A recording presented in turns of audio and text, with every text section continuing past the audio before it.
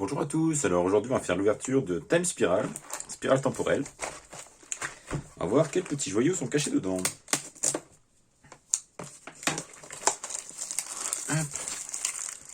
Alors ça c'est l'édition qui a surpris beaucoup de monde en tout cas, parce que au début tout le monde disait ouais ça a l'air vraiment nul. Et après on a commencé à voir les cartes en bordure ancienne. Et là ça a changé toute la discussion du marché. Parce que au début tout le monde disait ouais il y a des civoïdes et tout, ça va être nul. Sauf qu'il n'y a pas que des civoïdes, et c'est ça qui est très intéressant.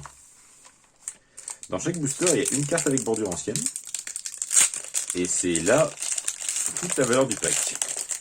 Parce que tu peux tomber sur une carte qui vaut presque 300 € en fait, en foil. Alors, c'est parti, on commence. Alors là, je découvre vraiment l'édition comme ça, je regarde, oh, ça c'est cool. Des genres de petites communes sympas. L'anti-prismatique, toujours sympa d'avoir un petit mana. Alors, à quand un commandeur rebelle? Ça peut être vraiment rigolo aussi, avec toutes ces vieilles cartes.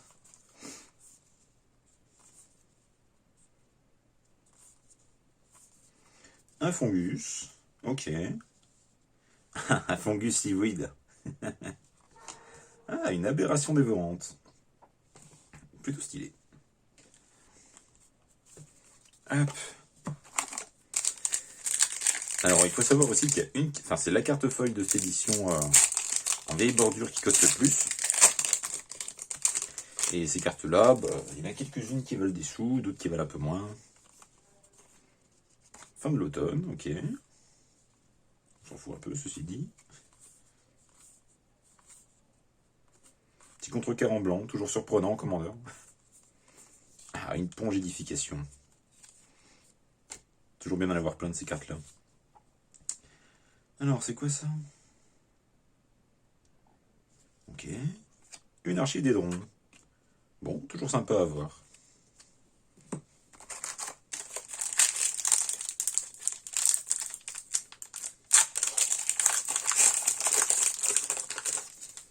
Bon, pour l'instant, on va pas se mentir, il n'y a pas de valeur dans ces deux packs.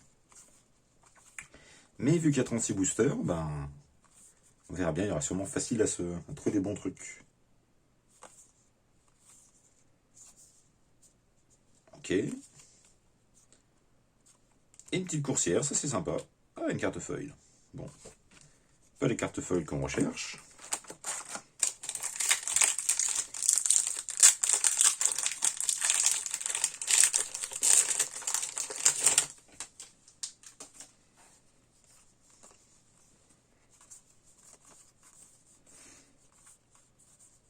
Une autre lentille, je prends. Ah. Je ne savais même pas que ça s'appelait retard en français. Ok. Image de l'avenir, toujours sympa. Pointe de lave, c'est sympa à voir avec ce vieux design.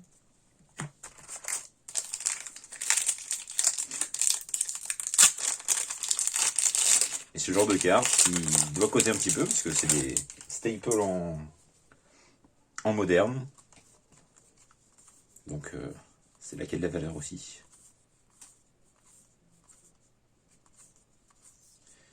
Une oh Grenoutière et Yogg-Zebul, médecin Tran.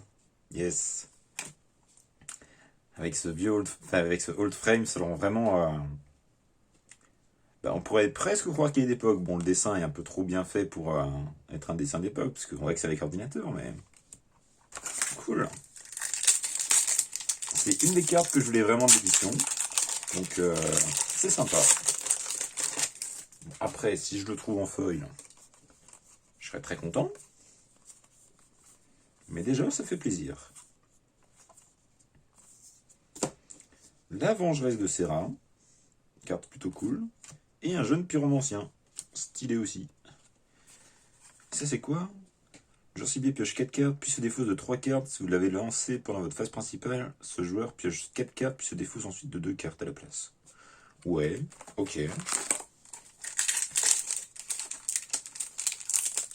Ok. En fait, c'était la capacité Adamante, mais avant l'heure. Donc, Ah, j'ai cassé mes piles. Alors, est-ce qu'il y a un pattern? Parce que ces deux cartes étaient déjà à la suite, je crois. Lui aussi. Bon. On revoit le même booster, j'ai l'impression. L'ancienne Rocker, qui a un nouveau design plutôt stylé. Qu'est-ce que c'est que ça? Quand il arrive en jeu... Donc il est retourné face visible, tu peux choisir que ce soit une copie. Ok, c'est une copie. Et le fameux zombie poisson. Bon, je vais refaire vite fait ma pile de cartes qui m'intéressent, parce que j'ai fait n'importe quoi. Tchouk. Ok. Zouf.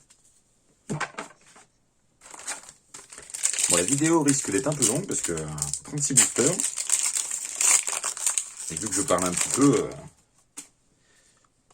on va essayer d'aller vite quand même, mais bon. Dit-il, et il fait une pause 5 minutes sur la première carte de booster.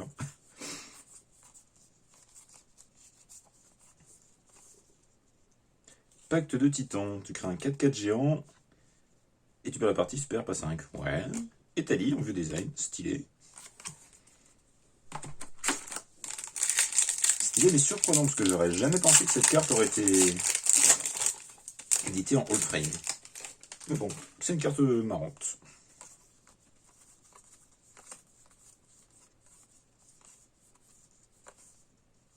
Essuyage. Ok. Un fameux Stivoid. Ça va. Dorar Stivoid pour l'instant n'est pas si mal. Et la Confluence Mystique, ça c'est plutôt cool.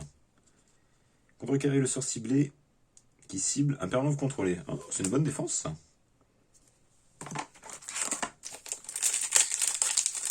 Une bonne défense pour un deck qui n'a pas accès au bleu par exemple. Alors, qu'est-ce qu'on a de beau encore? La carte toute conne.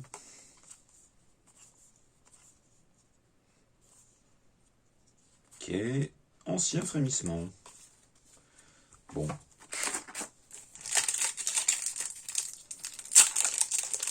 Dans les packs Eldrazi, c'est plutôt fort.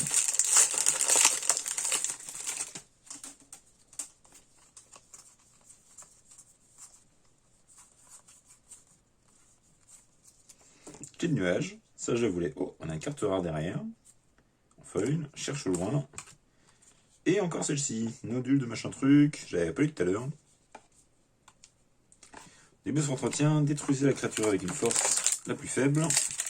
Et ça peut être régénéré. Si au moins 2 créatures partagent une force, tu choisis. Et s'il n'y a pas de créature, sacrifie ça. En vrai, c'est pas mauvais.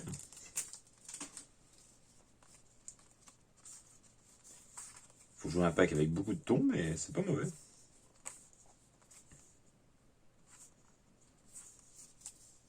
Ah, puis j'ai encore fait n'importe quoi. Safi, avec un très nouveau design, et Baral. Et on a l'impression qu'il est sorti il y a 20 ans, Baral, avec cette édition. Mais c'est plutôt bien.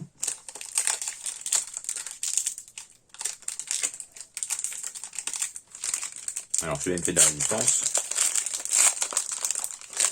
Hop.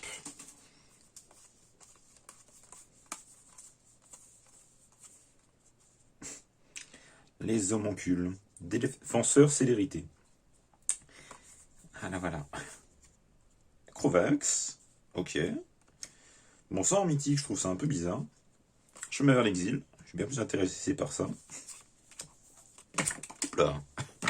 Et une carte qui est partie en freestyle.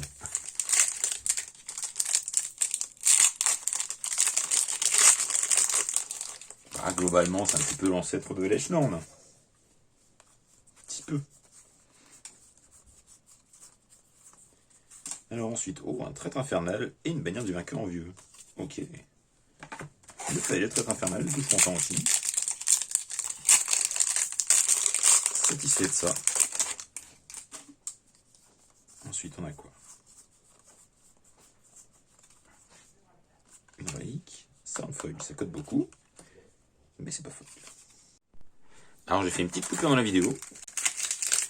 Donc vous verrez un petit changement étrange. Je pense que je vais déjà faire une petite transition avec un petit montage, je sais pas. Et je reprends. Ok. Donc pour l'instant, moi sur ma boîte, j'ai eu le temps d'y réfléchir un petit peu. Pour l'instant, là. C'est pas tout à fait la folie, mais j'ai compté, il reste à peu près la moitié des boosters. Donc on est bien, il y a moyen de trouver plein de trucs cool.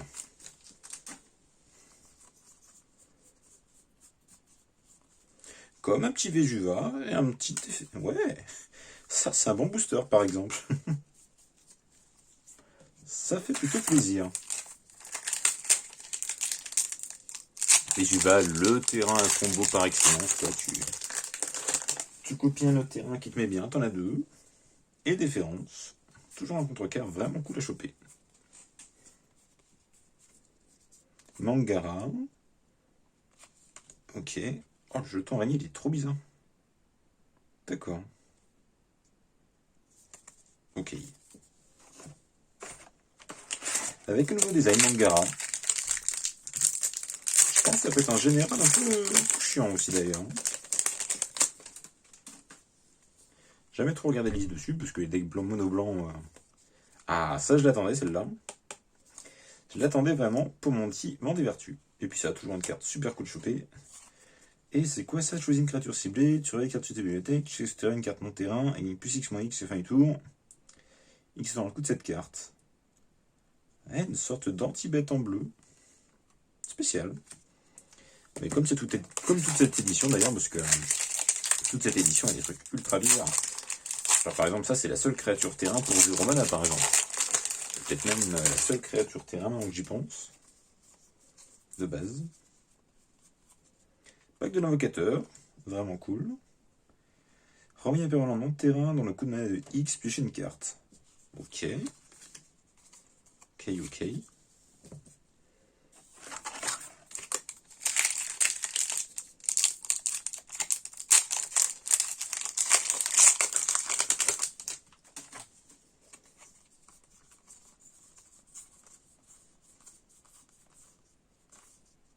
La fameuse... Oh La Légion des Civoïdes.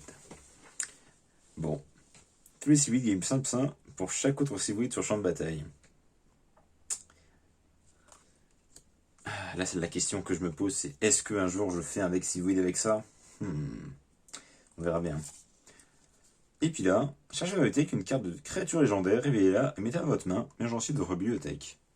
Ça, c'est un très bon cherche créature, quoi. Je connaissais pas cette carte avant les spoilers de l'édition. Mais ouais, en avoir plusieurs, ça sera peut-être pas dégueu. Parce que tuto une créature légendaire, plutôt sympa quand même. Bon, il y a mieux évidemment, mais bon. Créature sa capacité gagne +2/+2. Ça dans un deck ours, typiquement. Et un petit Blastacat. Et lui vraiment, mais il ressemble strictement à rien. Le pauvre. Je l'ai pas respecté.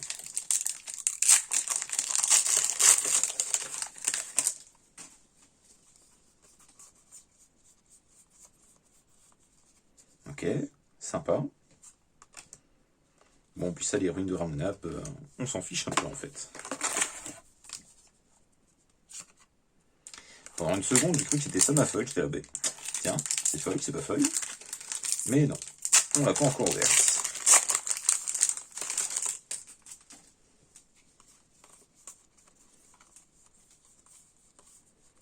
Après, la moyenne, c'est de 1,33, je sais plus si j'ai déjà dit. Mais il peut y en avoir 0 dans une boîte. Urborg, sympa. Et un pet de terrain. Un vilain pet de terrain, parce que tu détruis un terrain ciblé. Puis si t'es en base, en plus, ça inflige 2 propriétaires, quoi. Donc le mec, il a encore un peu plus la rage.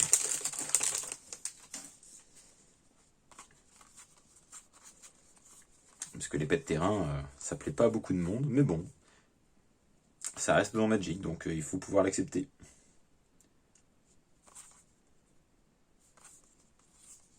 Un autre traître, ok. Triomphe de Liliana, sympa. Et un Slivoid Foil. Ah, ça intéressera quelqu'un.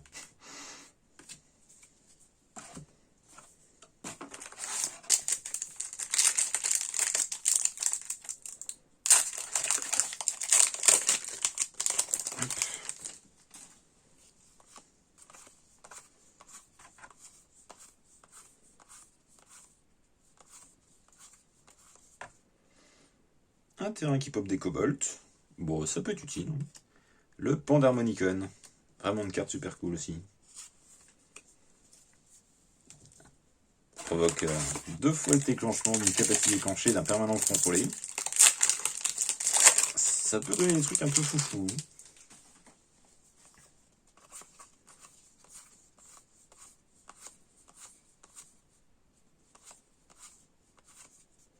Point Crosian, toujours cool. Fencer. Et les frères de Crew d'Adjani. De leur 15e version à peu près maintenant. En même temps, ça reste une très bonne carte. Donc, ils peuvent la sortir plusieurs fois, il n'y a pas de souci. Ils vont peut-être faire des cartes qui vont y ressembler sans l'être non plus, quoi.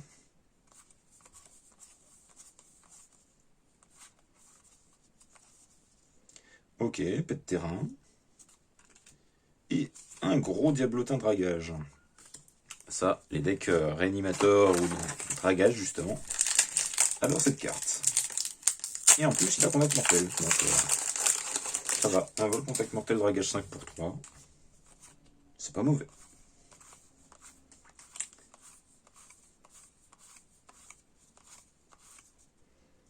L'Ouest de Dolaria. Et le marchand gris. Sympa, le marchand gris.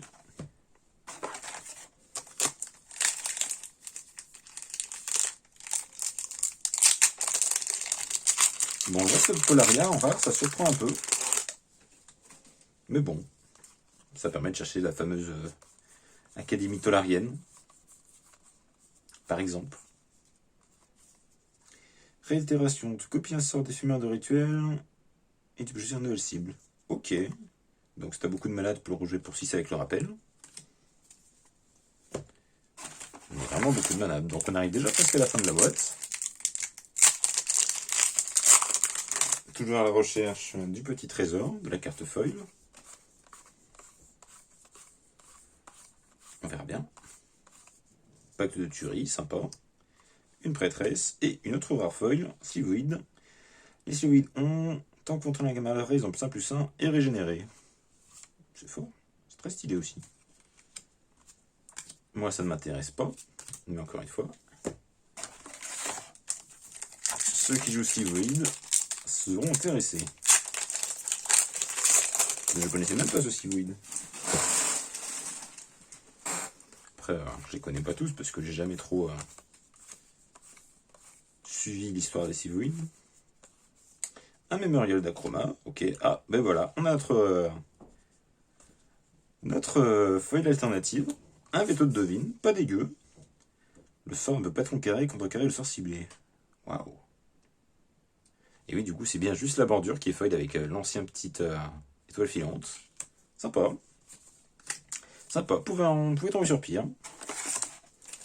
Bah, du coup, la vache, c'est le bon booster à ouvrir. Ça, mémorial d'Achroma, le veto de devine et un simulacre. Voilà. Voilà pourquoi l'édition monte en cote, pour justement ce genre de carte. Fin vivante. En mythique, c'est surprenant, parce que ça vaut pas, par exemple, j'ai pas le nom en français. Fin vivante, peut-être non. Living End, Living Death. Living Death, mais je ne saurais pas le dire en français. Fin vivante, si. Non, bah non, je sais pas. Les dalles de Trocaille, un petit offer, et le dernier booster, qu'est-ce qu'il nous réserve?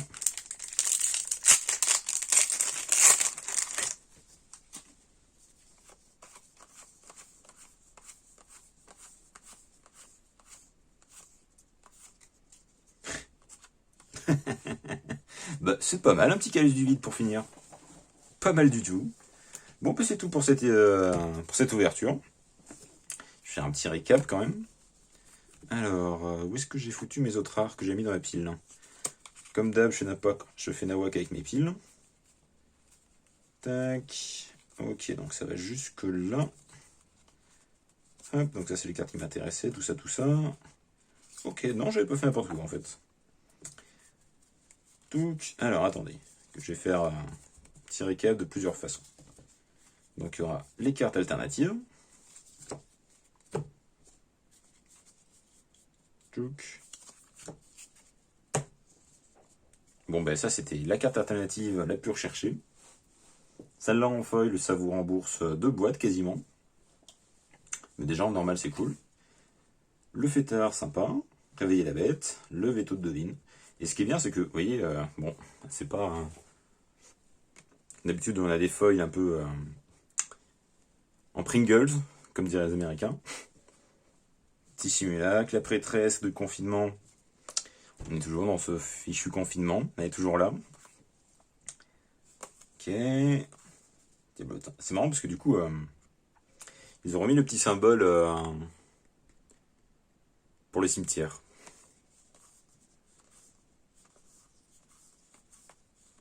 Vraiment l'ancien qui vient avec le nouveau. C'est pas grand sens, mais... Une édition très particulière. Au final, je pense que c'est une bonne boîte quand même. Il y a des bons trucs. Alors, combien de mythiques il y a eu? Attends, on va pas... Mémorial d'Achroma, toujours très fort. Fin vivant, bah... C'est une carte qui est bien sans lettre, parce que suspension 3, tu dis quand même 3 tours à l'avance au mec, bon, toutes tes créatures vont aller au cimetière, et tout ce qui est dans ton cimetière va aller en jeu. Du coup, il peut avoir le temps de faire des petits plans là-dessus. Après, pas forcément, mais bon, il peut voir venir en tout cas. Il le voit venir de toute manière.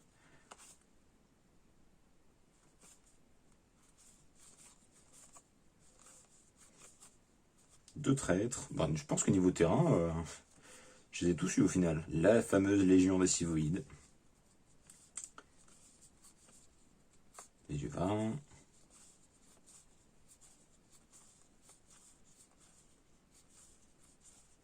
Donc on est à 3 mythiques, 4 avec voilà, Crovax.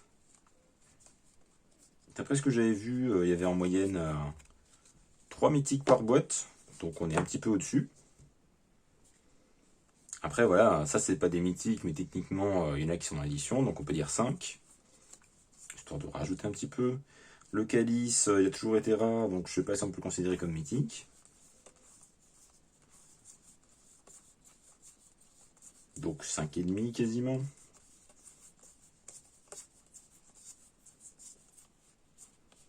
Voilà. J'espère que cette vidéo vous aura plu. Et bah à la prochaine.